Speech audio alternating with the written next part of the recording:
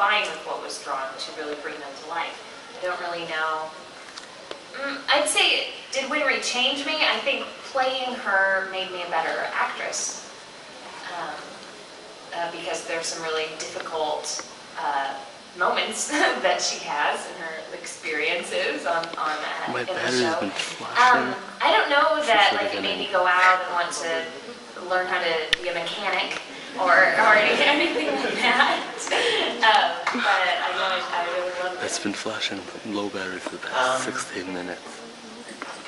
I realized the other day that I've played Edward Elric longer than any other character I've ever done. So a lot of people say, you know, what's your favorite character? And while I love a lot of the roles I've played, I mean, none of them have lasted as long. You know, I kind of think of like Yul Brynner when he played the King in The King and I, which that may be before a lot of y'all's time, but he did it for like, what, 40 years? I mean, he played one character for 40 years. And I mean, you can imagine how tightly knit he must have felt with that character. Most anime series are like, what, 26 episodes? And if you're lucky, you know, you get two seasons, and now you're at 52, and that's about it, unless you get into something like Dragon Ball Z or 3,000 episodes. You know, but you know, with Fullmetal, there were 51 episodes, and then a movie, and then video games, and then an OVA, and now Brotherhood, 64 more episodes, and a movie. So I have really come to love Ed a lot. I tell you, you know what my favorite part of playing Ed is having a little brother.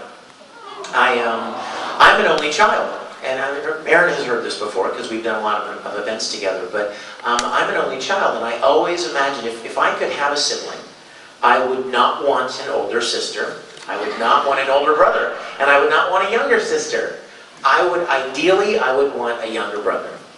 And so from the very get-go, when Aaron was still, you know, 12 and 13 and 14, and we were working on stuff and going to cons, I mean, he kind of became like a little brother. We would wrestle around and have snowball battles, and you know, and I have such fond memories of working on this show with him. And I think my favorite part of playing Ed was being able to kind of vicariously have a little brother in the series. So I think that would have to be the way that Edward affected me in return, is just really made me love and cherish that relationship. I love you very much. Give me a minute. You guys, we can do a whole panel on stories between me and him. Oh my gosh. My favorite story with you, one of them is when we were in that Italian restaurant. We were at a convention, and we were one of those, and you were like 12, I mean, he was still very young. And we were at one of those Italian restaurants where they have the butcher paper, or the paper on the table, and they give you crayons. And we had just finished an autograph session, and I'm sitting beside Aaron, and Aaron's 12, so he's not like, Aaron is mute. He's like,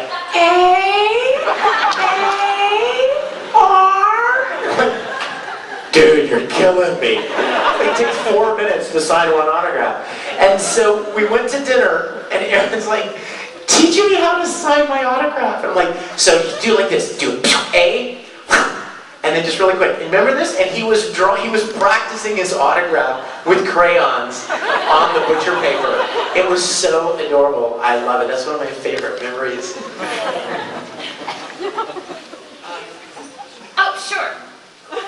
Yes. We're going to get everybody to come up here and ask the questions. That way everybody can hear everybody's questions. Moment, etc.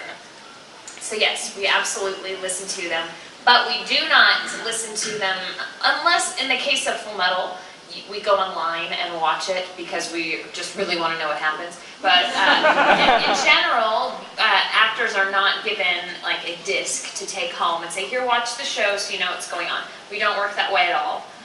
Mainly because it will make an actor predisposed to a certain line reading, and that may not be what the director wants. and it may not be what the script, the adapted script calls for. So we work very spontaneously, which I think is great from an acting perspective. It's very, very organic. So. There are some things that that happen in Japanese that don't work the same in in English. A lot of times reactions or deliveries may be a little different for a different culture. So our job is obviously not to imitate the original. It's to see what they did, get an idea of the emotional temperature of what they're doing, but then make it our own based on the character that we've created, and make it work within our culture. I remember watching Speed Racer when I was a little kid, and I didn't even know it was anime. I mean, but I loved it. But one thing I remember about Speed Racer was all of the reactions were huge. Like, instead of being surprised by something and going, they would go, there would be these huge, right? Well, that doesn't work so much in English. So you have to make adaptations based on, your culture. Good question. Yeah, I think y'all covered it, actually. Cool. According to the almighty Otakon pamphlet, you're apparently very excited to play Zero. Very true. All true. Basically, I want to know, what is your ideal role that's already either been done before or just an anime that hasn't been dubbed yet? For all three of you. Ideal role. There was a show that Viz dubbed, and they did a good job, and it was one of my favorite shows ever. It's called Honey and Clover. I adore this show, by the way, and I highly recommend it to all of you. Guys, watch it with your girlfriends. You'll get points. It's just a slice of life show about kids in art school, and I really adore it, and the music is great. And the main female character, IU, I really like her, and wish that if Funimation had got it, I would have loved to play her. So that's my answer. Oh, that was a cool sound. Did you hear that? Yeah. Okay, here's that. Sweet. I want to make that my ringtone. Sorry, amused so easily. There have been several. There have been things that have come up that I've auditioned for that I really, really wanted to play. Henry. And I didn't. Oh, yay! And I didn't get cast for whatever reason. And that's part of being an actor. Part of being an actor is that you don't get most of the things that you audition for. So I used to tell people. I used to actually answer this question. I used to say the name of the character that I wished I could have played. And then somebody pointed out to me once that, Vic, you may not have thought of this, but the fans could conceivably think that you're dissing the actor who ended up playing the role, that you're somehow slighting them. Well, that certainly was never my intention. I would never intend to do that. So I stopped answering that question.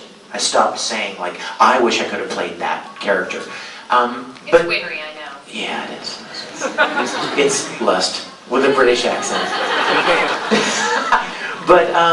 But there are certainly characters that I kind of got excited about and tried out and didn't get them. But that's part of the job. Rejection is part of being an actor. And there are characters coming in other shows that I hope I get to be a part of too. I'm sure. So, how about you?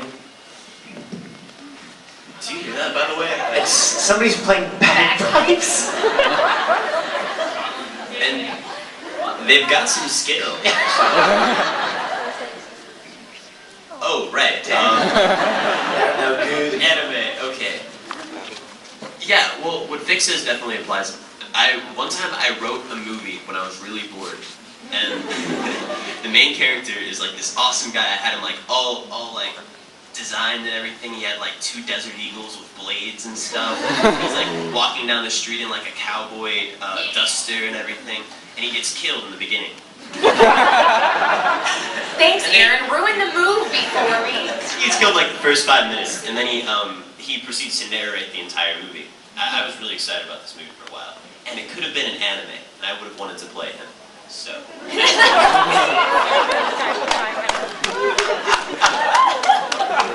You'd probably get to since you wrote it. But like, look, part of the deal is I play him or I walk. And I take my cool, badass character with me. Question? Hi. Okay, I have a real question, but first I wanted to ask if I can have a hug from all three of you. Oh, that's definitely going to happen. Are you coming to the autograph session? Yes. You come, and we will sign and squeeze. Sign and hug, hug and sign. Absolutely. Okay, so yeah, my question sort of concerns a detail about the ending of Fullmetal Alchemist. But it's a really Which tiny... ending? Not Brotherhood, The right? new one or the original one? No, not the original one. But it's a really tiny... Oh, no, please don't. He doesn't know. Some people don't know. And like we're still recording right now. I don't want to know what happens. Like I mentioned, No. some of us don't want to know because it makes more like realistic reaction when we actually have to record. Yeah. So I do know how it ends. I'm done recording. But he's not. Please. Okay, well... I'll leave the room if you need me to. Well, because it's... Don't speak. It was just a really tiny detail, though. Wait, what? It's a really tiny... It doesn't even, like, matter. Yeah. I'm sorry. That's alright. What is your question? Okay, it's just because Ed gets taller in the end of the series, Yeah. and I just wanted to like ask reactions about that. Well, I like it. I've noticed though, okay, when I say I have recorded to the end, that doesn't mean that I've seen everything, because it doesn't, Winry disappears for about 14 episodes, so I don't know what happens. I know what happens in regards to Winry and Edward. See you later. And I'd say, I noticed him getting taller throughout though, not just at the end. Like, he seemed to, I'm like, oh, he gets to look like a man in this series. So by the end, I'm like, all right, I can go for this Ed Winter business now. Okay. So I like it, and based on what I know about how things work in Brotherhood, I understand why, oh, Ed's taller now by the end. And I won't spoil anything for those of you who don't know what that means. But yes, you have that to look forward to. Tall Ed. Hey! Okay, cool. You can come back in. You can come in.